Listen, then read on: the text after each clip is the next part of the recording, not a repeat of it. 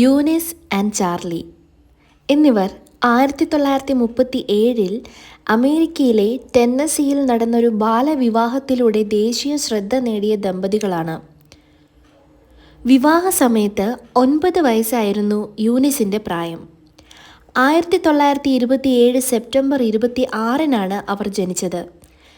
വിവാഹ സമയത്ത് 22 വയസ്സുള്ളൊരു പ്രാദേശിക പുകയില കർഷകനായിരുന്നു ചാർലി. 1937 ജനുവരി 19 ഇവർ വിവാഹിതരായത്. ടെന്നസിയിൽ അന്ന് വിവാഹത്തിന് കുറഞ്ഞ പ്രായപരിധി നിയമം ഉണ്ടായിരുന്നില്ല.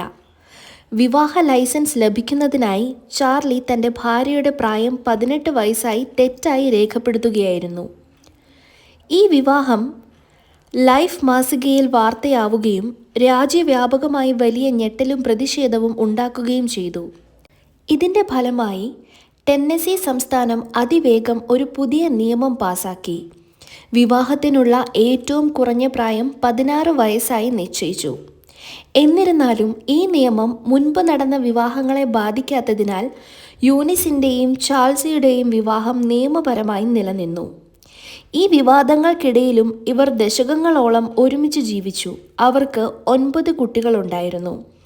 1997 ചാൾ മരിക്കുന്നതുവരെ അവർ വിവാഹിതരായി തുടർന്നു.